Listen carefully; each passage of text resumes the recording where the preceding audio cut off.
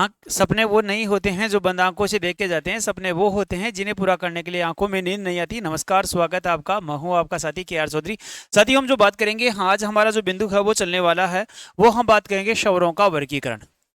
शवरों का वर्गीकरण है, उसको लेकर हम बात करने वाले हैं कि 11 हमारे शवर हैं, इनका जो वर्गीकरण है वो किस किस प्रकार से होने वाला है, और इनका जो वर्गीकरण है, इसका जो मुख्य आधार है वो क्या क्या रखा गया है, उनको लेकर हम बात करेंगे। तो 11 हमारे क्या होते हैं साहब? शवर होते हैं। 11 शवर कौन कौन से हैं? ए, आ, ई ऊ री, ए आई, ए आई, ओ, और हो गया औ। ये क्या हो जाते हैं साथियों? 11 हमारे शवर है वो हो जाते हैं। तो ये 11 हमारे शवर हैं। अब 11 शवर हैं, इनका जो निर्माण है वो किस प्रकार से हुआ है, और इनके निर्माण है, इसके निर्माण की जो प्रक्रिया है, इनका जो वर्गीकरण है वो किस किस प्रकार से किया गया है।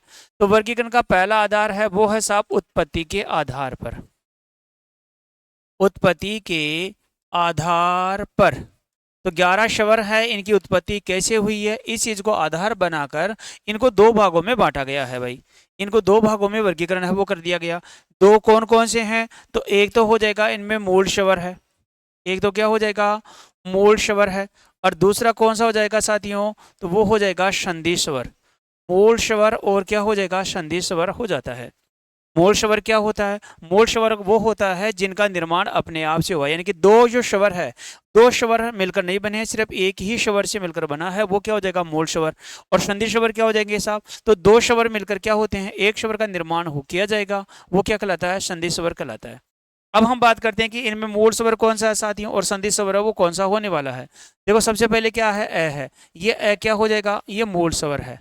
ए क्या हो जाएगा साथियों? ये हो जाएगा मूल स्वर। ए के बाद में क्या आ रहा है? आ है। ये क्या हो जाएगा? संधि स्वर। असंधि स्वर है। असंधि स्वर क्यों है? किसका निर्माण ऐसे होता है भाई? ए प्लस ए मिलकर, या ए प्लस आ मिलकर, या आ प्लस ए मिलकर, और यह क्या हो जाएगा साहब? आ प्लस आ मिलकर क्या हो जाता है? आ हो जाता है। यानी कि 11 ये जो हमारे जो शवर हैं, तो इस आ शवर का निर्माण है वो इस प्रकार से होता है। तो इनके मध्य क्या हुई है साहब? संधि हुई है। अब संधि कौन सी हुई है? तो दो समान शवर मिलते हैं और इनका जो निर्माण होता है, एक वर्ण बन जाएगा, तो वहां क्या होता है? तो वहां पर हो जाएगा संधि शवर हो जाता है। ठीक है ना? आ के बाद में क्या आता है? तो आ के बाद में आता है साहब ई है, वो आने वाला है। आ के बाद में क्या आ जाएगा? तो आ के बाद में आता है ई आता है। तो ई क्या हो जाएगा? तो ई प्लस ई मिलकर क्या बनता है? दीर्घ ई बनता है। जैसे कि ये चारों मिलकर बने हैं क्या? ठीक इसी प्रकार से ये जो ई और ई है ना, ये भी चारों चारों प्रकार से ऐसे ही बनकर बनता है।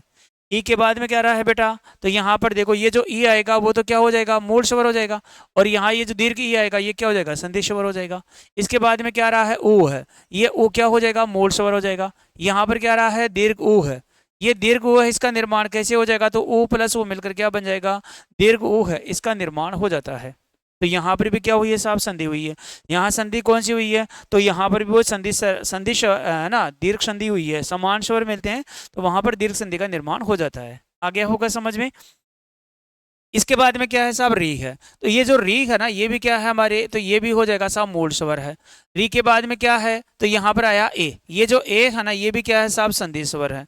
ये जो ए आएगा ये भी संधि स्वर है, क्योंकि इसका निर्माण कैसे होता है? तो ए या आ के बाद में क्या आएगा? या तो ई आएगा या दीर्घ ई आएगा। तो क्या बन जाएगा साहब? ए बन जाएगा। इसके बाद में क्या आता है साहब? आई आता है। ये भी है। ये जो आई है ये भी क्या हो जाएगा साहब? संधि स्वर हो जाएगा। क्यों? क्योंकि इसका निर्माण है वो भी ऐसे ही होता है भाई। ए या आ के बाद में क्या आ जाएगा? या तो ए आएगा, और या क्या आने वाला साहब? आई आने वाला है। तो वहां पर क्या हो जाएगा? आई हो जाएगा। उसके बाद में क्या आ रहा है? ओ है। ये ओ भी क्या है साहब? ये भी संधि स्वर है, क्योंकि इसका निर्माण कैसे होता है? तो ए या आ के बाद में क्या आ जाएगा? या तो ऊ होगा, या क्या हो जाएगा? दीर्घ ऊ हो जाएगा। तो वहां क्या हो जाएगा साहब? ओ हो जाएगा। इसके बाद में क्या आता है? तो इसके बाद में है साहब औ है। ये जो औ है ये भी क्या है साहब? संधि स्वर है, क्योंकि इसका निर्माण कैसे होता है? तो ए या आ के बाद में या तो ओ होने वाला है, और या क्या होने वाला है साहब? औ होने वाला है। तो वहां पर क्या हो जाएगा? औ हो जाएगा। तो ओ ए या आ के बाद में और औ आता तो क्या हो जाता है? औ है, वो बन जाता है। तो यहाँ पर भी संधि हुई है। संधि हुई तो ये भी क्या कहलाएगा? संधि स्वर कहलाता है। आ गया होगा समझ में। अब प्रश्न ये आता है कि भाई 11 हमारे स्वर है, इनका जो निर्माण हुआ है वो किस प्रकार से हुआ है। तो इनका निर्माण उत्पत्ति के आधार पर है, इनको दो भागों में बांट दिया गया है। एक तो मूल स्वर के रूप में, एक क्या हो गया, संधि स्वर के रूप में। मूल स्वर में क्या आएगा, तो ए ई उ और री आता है। और संधि स्वर में क्या आएगा, तो आ है, ई है, ऊ है, ए है, ऐ है, ओ है, औ है। इस प्रकार से क्या हो जाएगा, ये संधि स्वर है वो बन जाता है। इतना आपको समझ में आया होगा। अब जो वर्गीकरण है 11 स्वर है, इनकी जो वर्गीकरण है, इस वर्गीकरण का दूसरा आधार है वो क्या होने वाला है, तो ये वो होने वाला साहब उच्चारण में लगने वाले समय के आधार पर। उच्चारण में लगने वाले समयाधार पर, उच्चारण में लगने वाले समय आधार पर इनको दो भागों में बांटा गया है। 11 स्वर है, इनका उच्चारण करेंगे तो इसके उच्चारण में कितना समय लगेगा, इस चीज को आधार बनाकर इनको दो भागों में बांटा गया है। दो कौन कौन से हैं भाई, तो दो हो जाएंगे ये वाले हैं। एक तो हो जाएगा, इसमें क्या हो जाएगा, तो एक तो हो जाएगा ऋश्व स्वर है, और एक हो जाएगा साथियों दीर्घ स्वर है। दूसरा वर्गीकरण क्या हो जाएगा, तो वो हो जाएगा दीर्घ स्वर, है ना, दीर्घ स्वर हो जाएगा। अब यहाँ पर ध्यान दीजिएगा कि ऋश्व स्वर क्या होता है, तो जिसके उच्चारण में कम से कम समय लगता है वो तो ऋश्व स्वर होता है, और जिसके उच्चारण में इसके दो गुना समय लग जाएगा वो क्या कहलाएगा, दीर्घ स्वर कहलाता है। और एक प्लुत स्वर भी आता है, प्लुत स्वर है वो भी आता है, लेकिन प्लुत स्वर का प्रयोग है वो हिंदी में नहीं होता है। इसका प्रयोग कहाँ पर होता है, तो उसका प्रयोग संस्कृत में होता है ना। तो अब हम बात करें भाई, ये जो ऋश्व स्वर है वो कौन सा है, दीर्घ स्वर कौन सा है, तो देखो जिसके उच्चारण में कम समय लगेगा वो ऋश्व होगा। तो मूल स्वर होते हैं ए ई उ और री है, ये क्या हो जाएंगे, ये ऋश्व स्वर में हो शामिल है वो कर लिए जाते हैं। तो ये किस में आ जाएंगे साहब, ए है, ई है, ऊ है, और री आ जाएगा री। ये क्या हो जाएंगे, तो ये आ जाएंगे आपके ऋश्व स्वर है उसमें शामिल है वो कर लिए जाएंगे।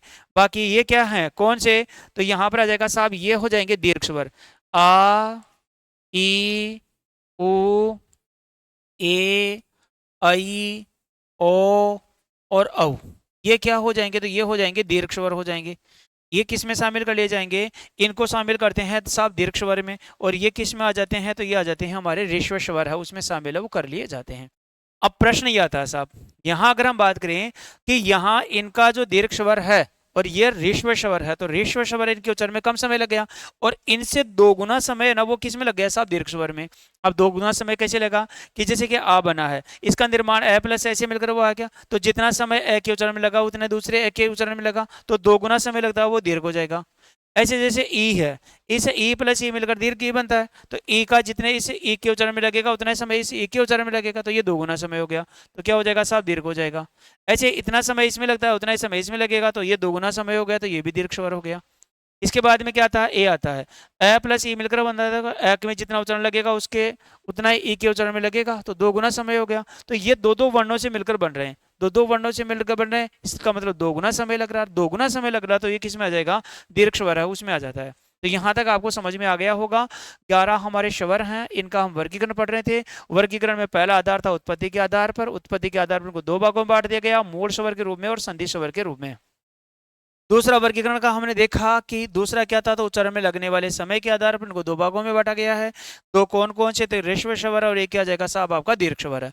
ऋश्व स्वर में कौन से, तो ए ई ओ री है, दीर्घ स्वर में क्या जाएगा, तो आ ई उ ए ऐ ओ औ। ये क्या हो जाएंगे, दीर्घ स्वर है वो शामिल कर लिए जाते हैं।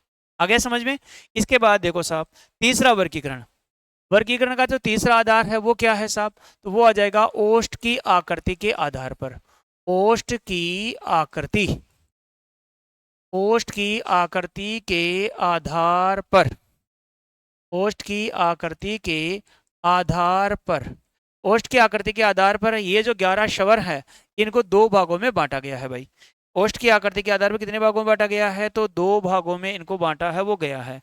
अब दो कौन कौन से हैं इनको लेकर हम समझने का प्रयास है वो करते हैं, है ना। दो कौन कौन से हो जाएंगे, तो दो हो जाएंगे साथियों ये वाले, ओष्ठ की आकृति के आधार पर इनको दो भागों में बांटा गया है। एक तो हो जाएगा ये वाले, एक तो होते हैं साथियों वृत्ताकार स्वर, एक तो क्या हो जाएंगे वृत्ताकार स्वर है, और दूसरा क्या हो जाता है साथियों, तो दूसरा हो जाएगा अवृत्ताकार स्वर, अवृत्ताकार स्वर है वो हो जाता है। पहला तो हो जाएगा वृत्ताकार स्वर और दूसरा कौन सा हो जाएगा अवृत्ताकार स्वर। किनको वर्गीकरण किया गया है, तो ये जो 11 हमारे स्वर हैं, 11 स्वर हैं, इनका जो वर्गीकरण है वो किया गया है। किस रूप में? वृत्ताकार और अवर्ताकार के रूप में। 11 स्वर कौन कौन से हैं? तो ये हो गए साहब, ए आ ई उ ऊ री ए आई ओ और क्या हो गया? औ। तो ये क्या हो गए? 11 स्वर हो गए साहब। इन 11 स्वर का जो वर्गीकरण किया गया है वो कितने भागों में कर दिया गया? तो इनका वर्गीकरण है वो 2 भागों में कर दिया गया। किस किस रूप में? तो वर्ताकार और अवर्ताकार स्वर उसके रूप में शामिल है, वो कर लिया गया है। समझ में आ गया? अब देखिएगा साहब, अब यहाँ पर हम बात करते हैं कि ये जो वृत्ताकार और अवर्ताकार जो स्वर हैं दो, तो इनमें कौन से वृत्ताकार में शामिल होते हैं और कौन से जो स्वर है वो अवर्ताकार वर्ण है उसमें शामिल है, वो किए जाएंगे। उनको लेकर हम समझने का प्रयास है वो करते हैं।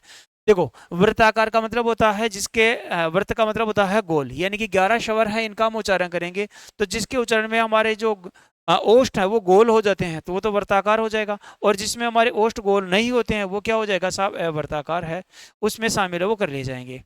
यानी कि जिनके उच्चारण करने में ओष्ठ गोल हो जाते हैं तो वर्ताकार स्वर होगा, और जिसके उच्चारण में ओष्ठ गोल नहीं होते हैं वो अवर्ताकार वर्ण है उसमें, या अवर्ताकार स्वर है उसमें शामिल कर लिया जाता है। तो देखो, सबसे पहले क्या आता है? ए आता है। ए के उच्चारण करेंगे हम, ए ए का हम उच्चारण करते हैं कि इसमें जो हमारा ओष्ठ है वो क्या नहीं होते हैं साहब? गोल नहीं होते हैं। गोल नहीं होते हैं तो वो क्या हो जाएगा? अवर्ताकार। ए के बाद में क्या रहा आपका? आ है। आ स्वर का उच्चारण करते हैं, आ। देखो, आ का उच्चारण करते हैं तो इसमें भी हमारे ओष्ठ ना वो गोल नहीं होते हैं, नहीं होते हैं तो ये भी क्या हो जाएगा? अवर्ताकार हो जाएगा। आ के बाद में क्या रहा है? ई है। देखो, ई का उच्चारण करते हैं, ई। देखो, ई का उच्चारण करते हैं तो इसमें भी हमारे ओष्ठ ना वो गोल नहीं होते हैं तो ये भी क्या हो जाएगा? अवर्ताकार। ई के बाद में क्या रहा है? दीर्घ। ई ई। देखो, ई का उच्चारण करेंगे तो इसमें भी हमारे ओष्ठ ना वो गोल नहीं होते हैं तो ये भी क्या हो जाएगा? अवर्ताकार हो जाएगा। ई के बाद में क्या रहा है? ऊ है। ऊ जो स्वर है इसका हम उच्चारण करेंगे, ऊ ऊ ऊ। देखो, ऊ का उच्चारण करते हैं तो इसमें हमारे ओष्ठ क्या होते हैं साहब? गोल होते हैं। तो गोल हो जाएंगे तो ये क्या हो जाएगा? तो ये वर्ताकार जो स्वर है उसमें शामिल है, वो कर लिया जाता है। ऊ के बाद में क्या आता है? तो ऊ के बाद में आता है साहब ये ऊ। ऊ जो स्वर है इनका हम उच्चारण करेंगे तो उसमें ओष्ठ क्या नहीं होते हैं साहब? गोल नहीं होते हैं। ऊ के बाद में क्या आया? री है। हम री का उच्चारण करते हैं, री। देखो, री का हम उच्चारण करें तो इसमें भी हमारे ओष्ठ ना वो गोल नहीं हो रहे हैं, नहीं हो रहे हैं, इसका मतलब ये भी क्या है? अवर्ताकार स्वर है, वो हो जाएगा। री के बाद में क्या रहा है? ए और ऐ का हम उच्चारण करते हैं तो इसमें भी हमारे ओष्ठ ना वो गोल नहीं होते हैं। ए और ऐ के उच्चारण में भी हमारे ओष्ठ गोल नहीं होते हैं तो ये भी क्या हो जाएगा? अवर्ताकार स्वर हो जाएगा। इसके बाद में क्या रहा है? ओ और औ है। ध्यान दीजिएगा साथियों, ओ और औ है, इनका हम उच्चारण करेंगे तो इसमें हमारे ओष्ठ क्या हो जाते हैं? गोल हो जाते हैं। तो जिनके उच्चारण करने में ओष्ठ गोल हो जाएंगे वो वृत्ताकार स्वर कराएंगे, और जिनके उच्चारण करने में ओष्ठ गोल नहीं होते हैं वो अवर्ताकार स्वर है, वो हो जाते हैं। तो वृत्ताकार स्वर है उनकी संख्या तो कितनी हो जाएगी साहब? 4 हो गई।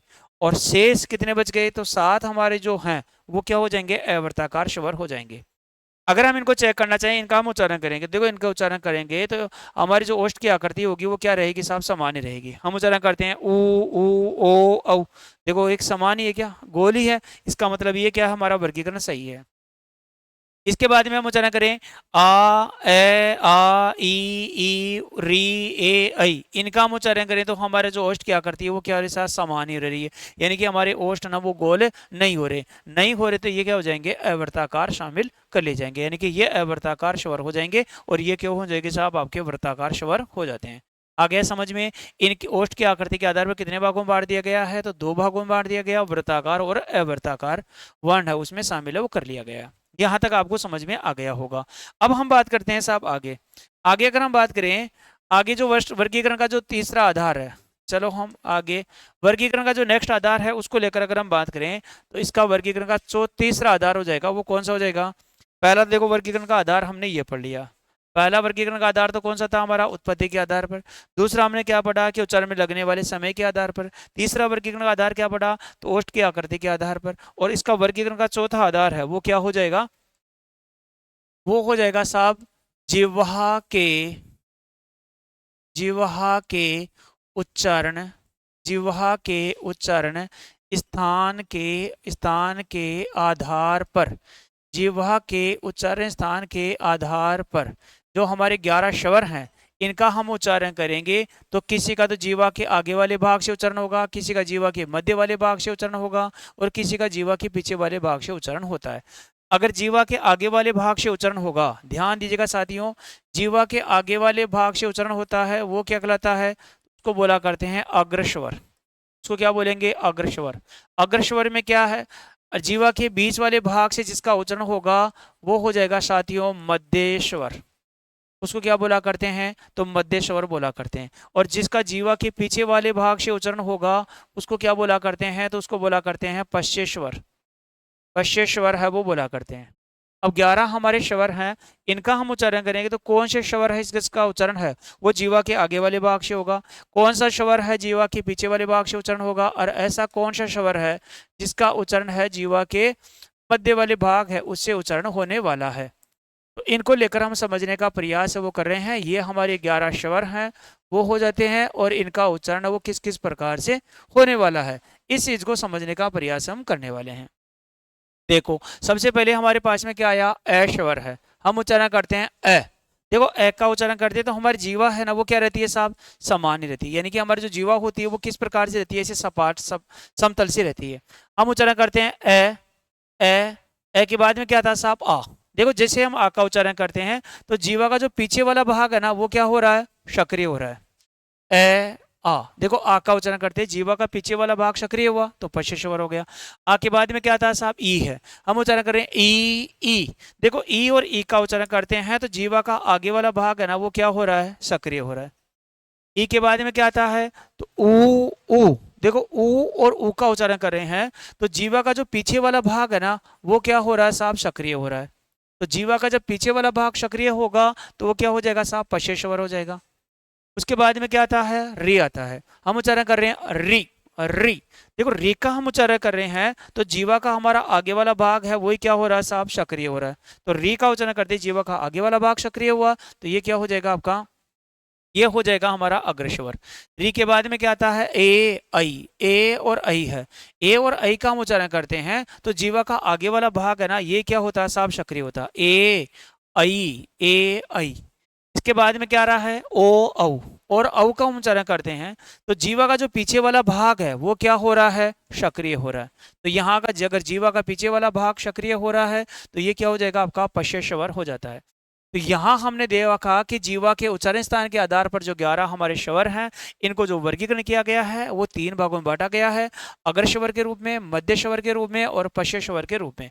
अग्र स्वर का मतलब हो गया जी के उच्चारण करने में जीवा का आगे वाला भाग ही सक्रिय रहे तो वो अग्रस्वर हो जाएगा। हम इनका उच्चारण करते हैं साहब, इनका अगर हम उच्चारण करेंगे तो इनमें हमारे उच्चारण करने में जीवा का आगे वाला भाग है वही क्या रहेगा, एक तरह से सक्रिय रहेगा। जैसे कि ई री ए आई है ना। मध्य स्वर में एक है, ए है, और पश्चेश्वर है, इसका जब हम उच्चारण करेंगे तो जीवा का पीछे वाला भाग है वही क्या हो रहेगा, सक्रिय रहेगा। जैसे कि आ उ ओ औ। तो इनका उच्चारण करने में जीवा का पीछे वाला भाग सक्रिय रहता है तो पश्चेश्वर हो जाएगा, जीवा का मध्य वाला भाग सक्रिय रहता है तो मध्यस्वर हो जाएगा, और जीवा का आगे वाला भाग सक्रिय रहता है तो वो क्या हो जाएगा साहब, अग्रस्वर हो जाता है। तो यहाँ हमने बात कर लिया कि 11 हमारे स्वर हैं, इनके 4 वर्गीकरण हमने बात कर लिया।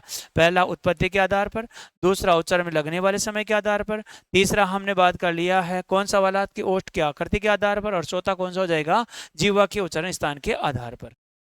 इसके बाद में हमारा जो वर्गीकरण है, इन्हीं स्वर हैं, इन स्वरों का जो आगे वाला वर्गीकरण है वो हो जाएगा कौन सा वाला, तो वो हो जाएगा साथियों ये वाला।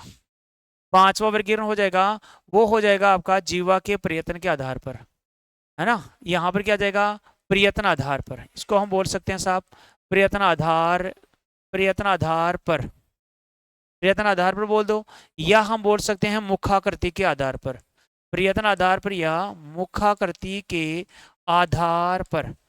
प्रयत्न आधार पर या मुखाकृति के आधार पर जो 11 स्वर हैं इनका जो वर्गीकरण है वो किया गया है, वो कितने प्रकार से किया गया साथियों, तो वो 4 प्रकार से किया गया है।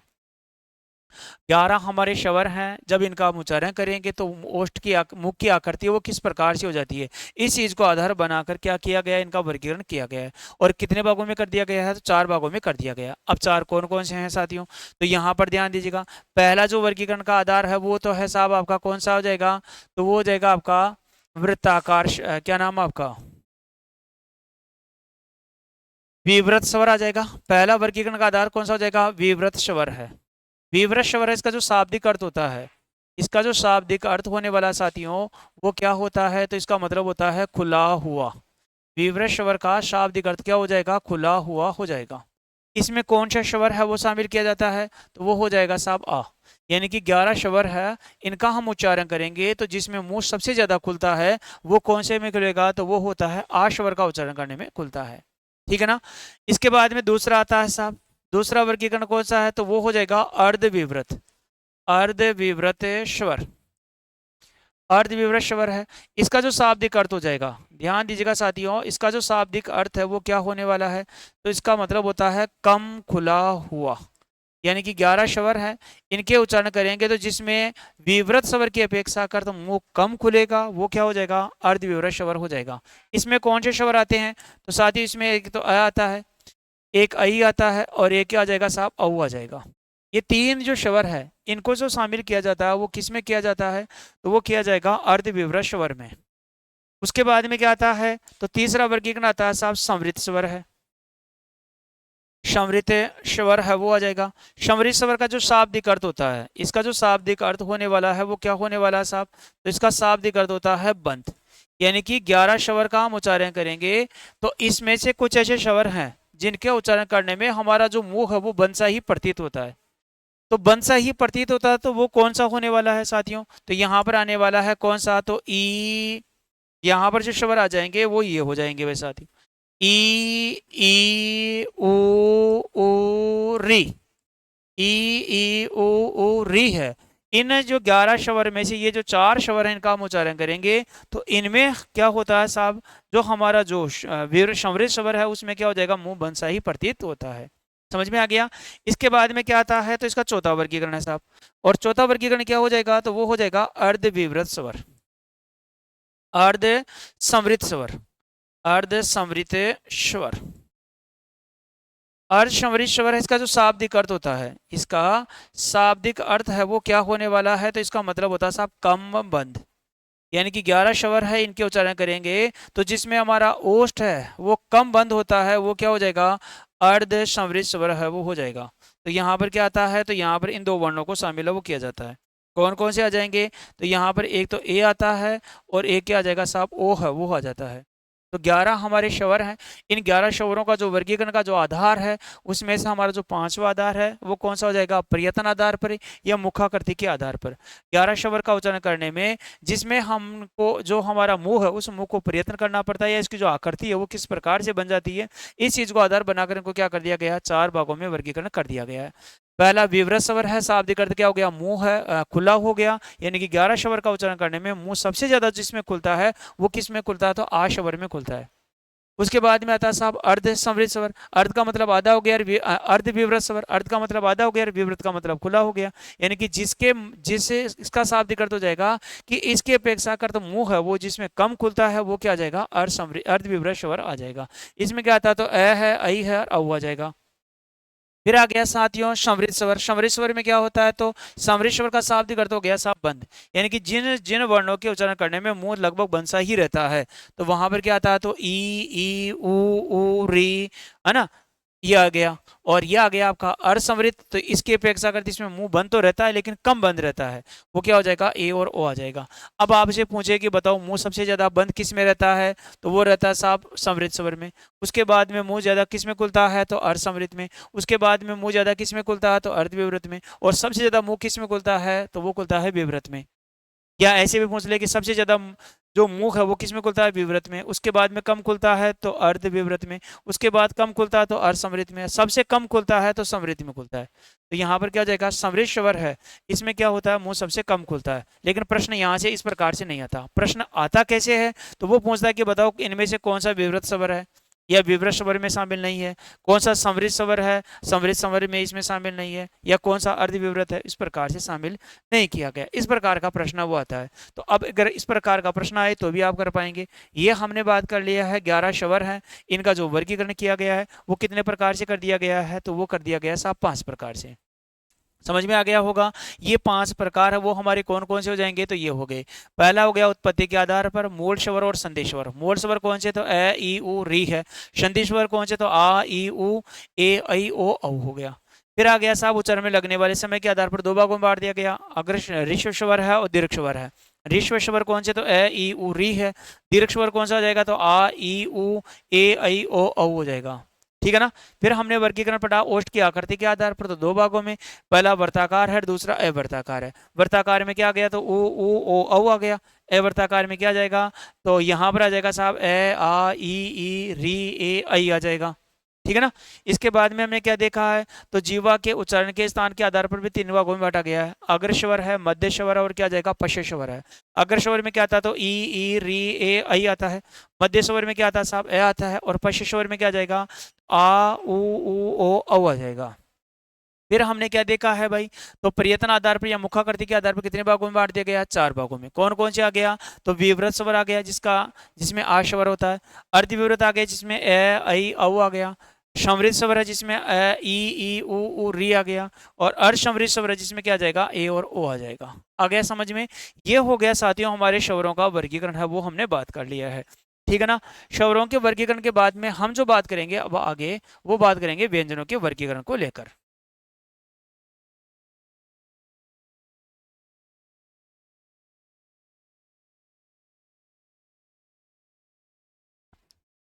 अब हम जो बात करने वाले हैं वो बात करेंगे साथियों व्यंजनों का वर्गीकरण।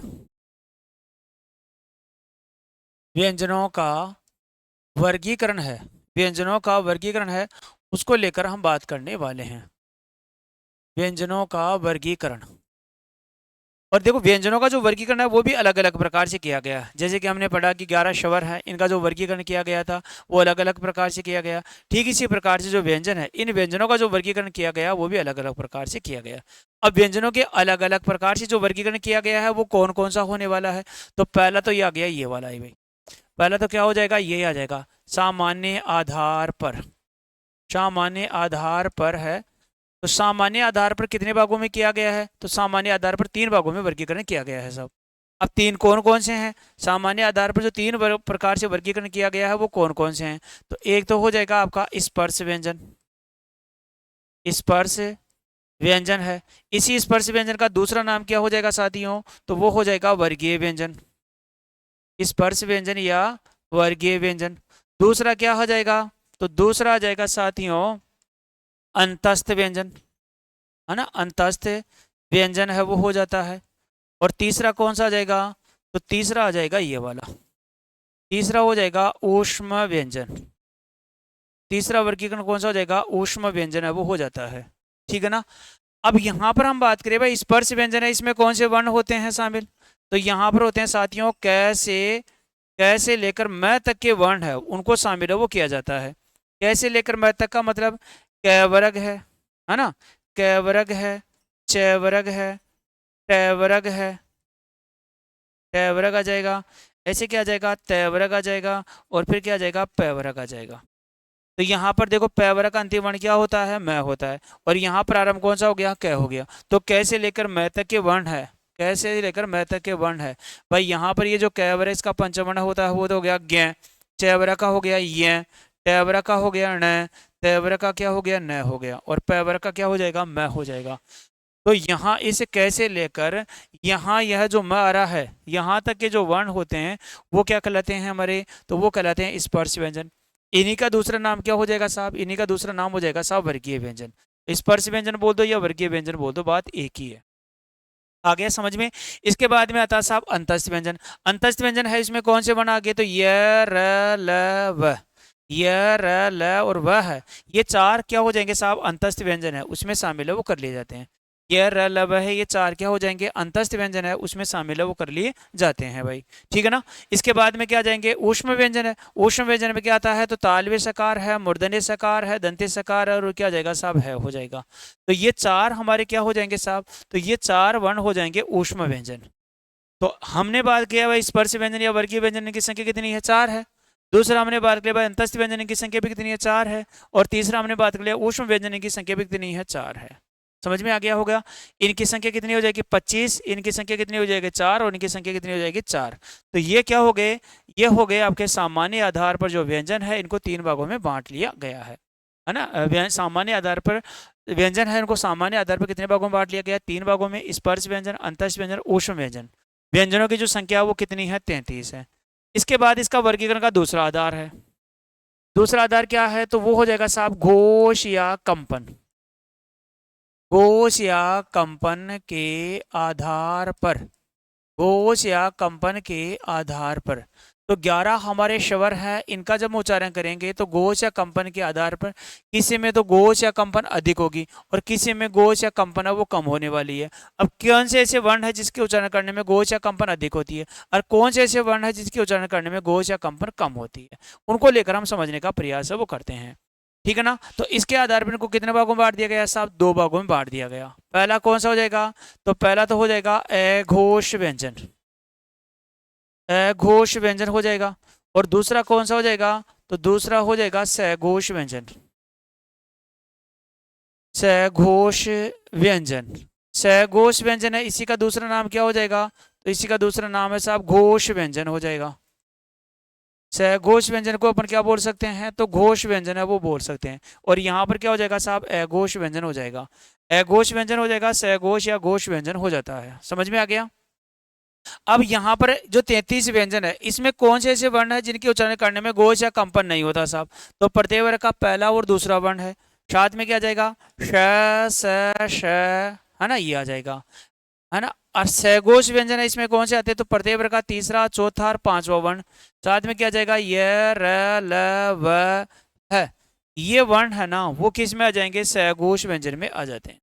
अब ये 1 और 2 क्या है, 3 4 और 5, इनका मतलब क्या होता है, तो 1 और 2 का मतलब हो गया क ख आ गया, है ना। जैसे कि क ख है, च छ है, ट ठ है ना, त थ है, प और क्या हो जाएगा साहब फ है। ये क्या हो जाएंगे, तो ये हो जाएंगे हमारे अघोष व्यंजन। समझ में आ गया। प्रत्यय वर्ग का पहला और दूसरा वर्ण है वो क्या होता है, तो वो हो जाएगा अघोष वर्ण में। 1 और 2 का मतलब हो गया प्रत्यय वर्ग का पहला और दूसरा वर्ण।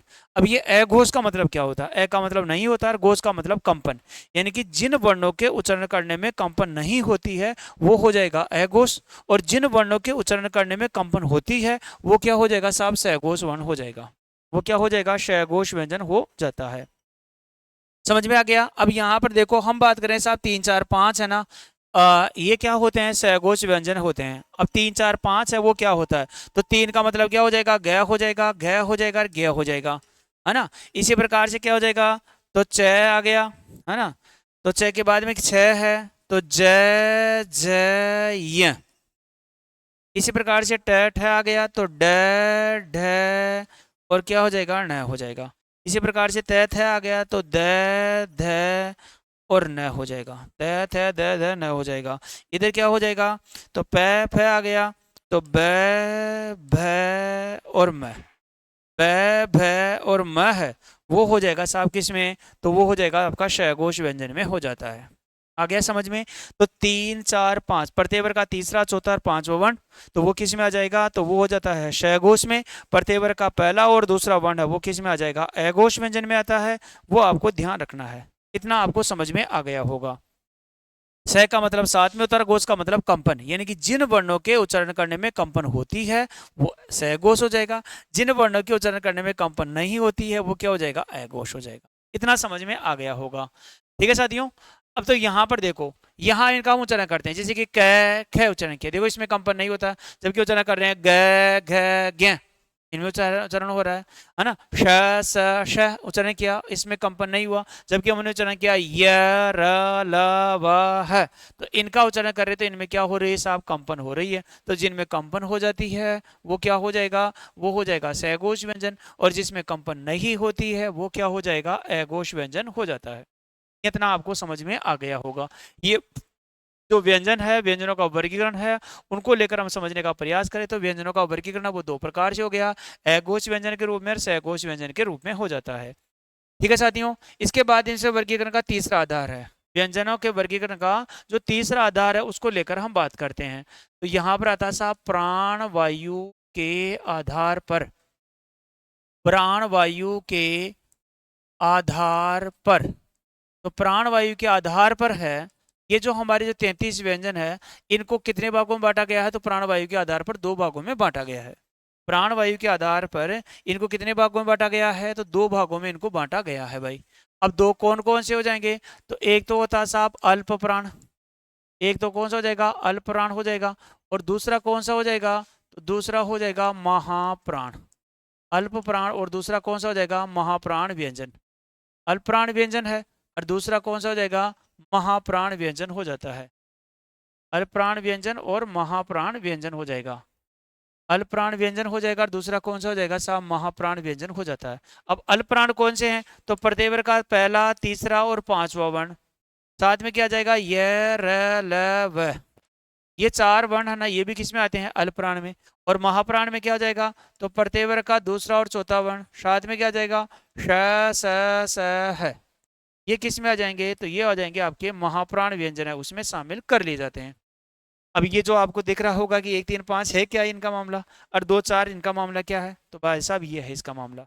1 3 5 का मतलब क्या है और 2 3 4 का मतलब क्या होने वाला? तो 1 का मतलब क है, 3 का मतलब क्या हो जाएगा? ग है, और 5वां मतलब क्या हो जाएगा? ग हो जाएगा।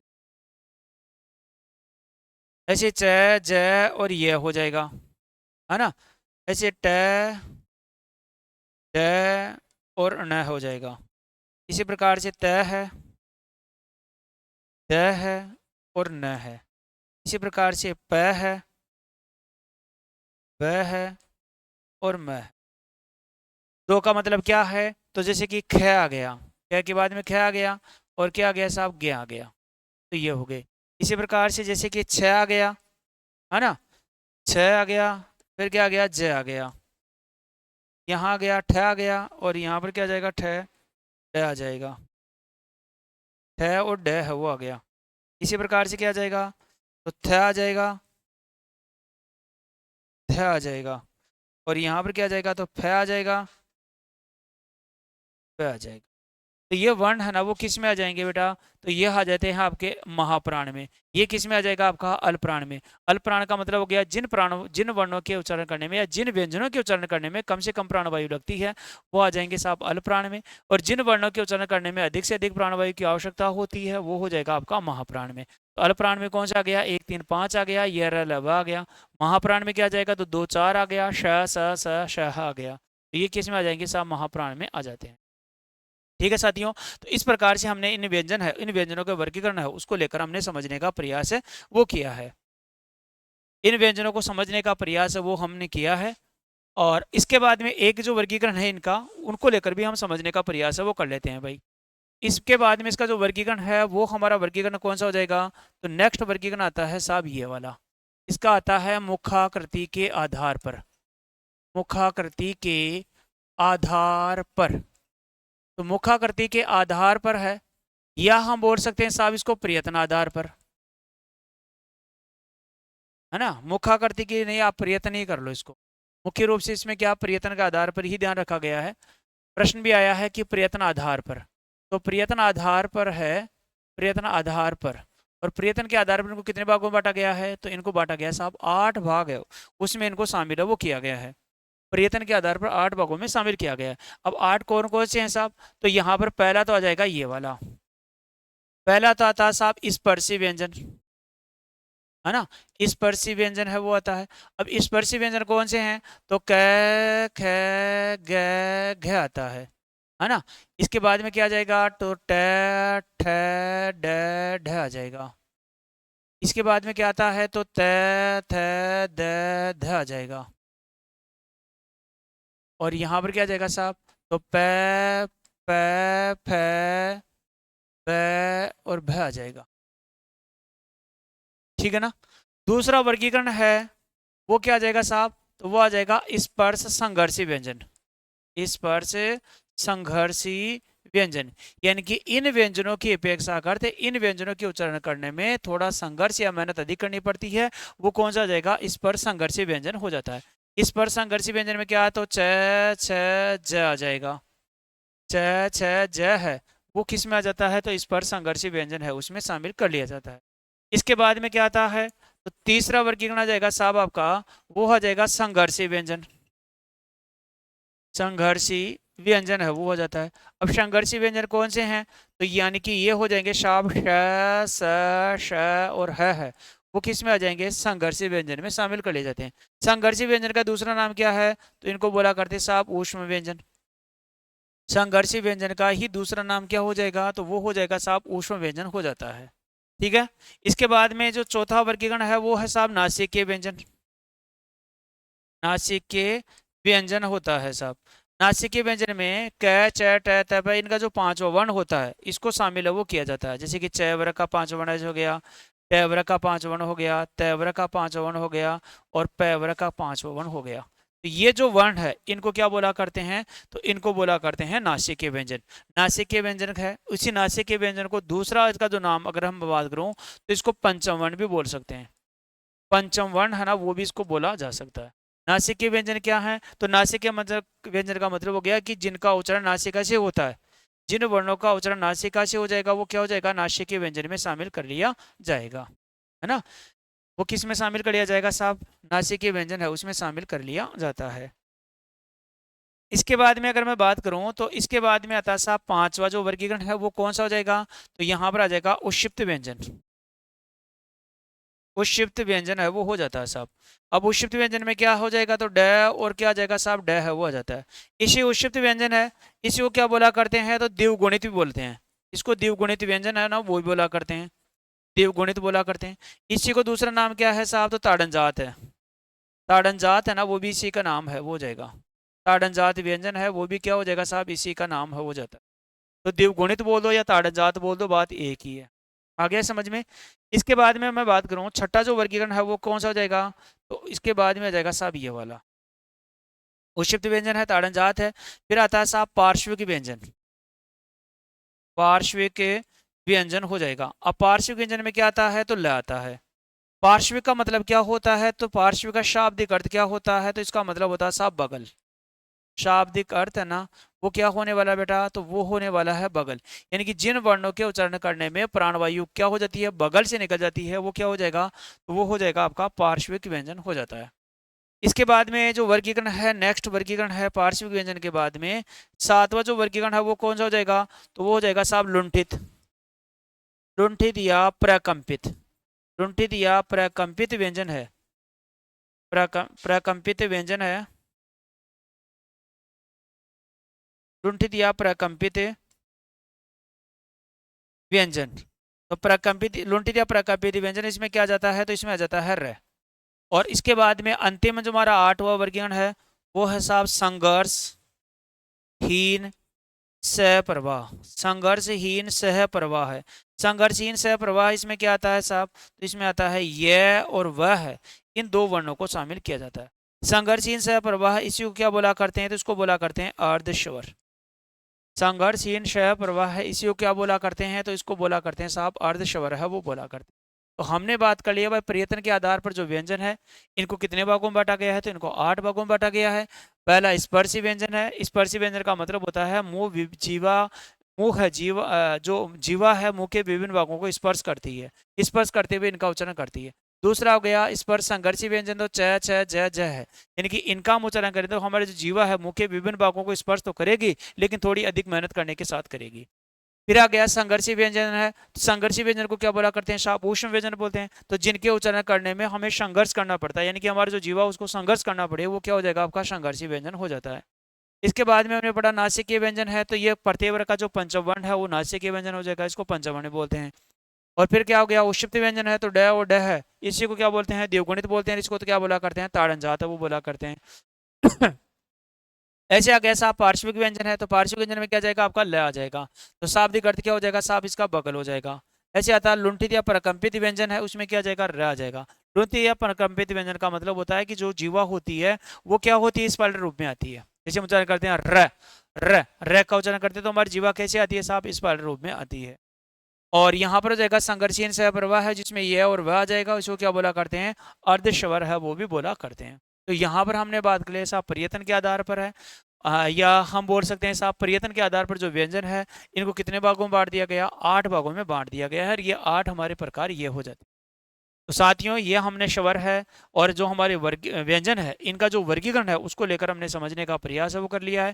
किस प्रकार से 11 स्वर उनका वर्गीकरण किया जाता है, किस प्रकार से व्यंजन है उनका वर्गीकरण किया जाता है, उनको लेकर हमने समझने का प्रयास कर लिया। तो आगे हमारी जो क्लास होगी, आगामी हमारी जो क्लास होगी वो हम बात करेंगे साहब स्वर और व्यंजन जो हमने वर्ण वाला पढ़ी है इसमें किस किस प्रकार के प्रश्न बनेंगे उनको लेकर हम समझने का प्रयास करते हैं। तो अभी के लिए इतना ही। बहुत बहुत धन्यवाद। नमस्कार। जय हिंद। जय भारत।